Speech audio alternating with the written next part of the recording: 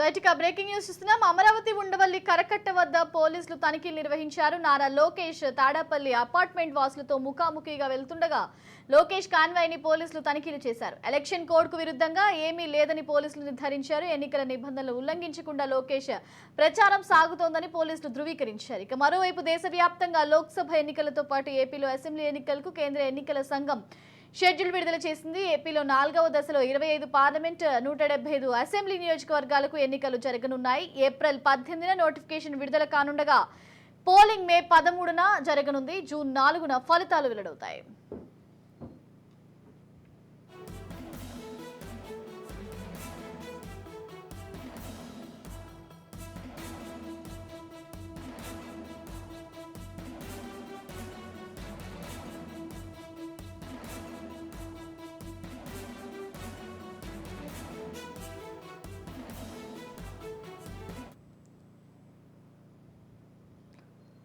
అమరావతి ఉండవల్లి కరకట్ట వద్ద పోలీసులు తనిఖీలు నిర్వహించారు. నారా లోకేష్ తాడేపల్లి అపార్ట్మెంట్ వాసులతో ముఖాముఖిగా వెళ్తుండగా లోకేష్ కాన్వాయ్ని పోలీసులు తనిఖీలు చేశారు. ఎలక్షన్ కోడ్ కు విరుద్ధంగా ఏమీ లేదని పోలీసులు నిర్ధారించారు. ఎన్నికల నిబంధనలు ఉల్లంఘించకుండా లోకేష్ ప్రచారం సాగుతోందని పోలీసులు ధృవీకరించారు.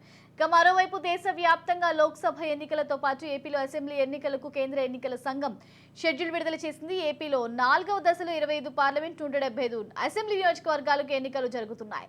ఇక ఏప్రిల్ 18న నోటిఫికేషన్ విడుదల కానుండగా మే 13న పోలింగ్ జరగనుంది. జూన్ 4న ఫలితాలు వెల్లడవుతాయి.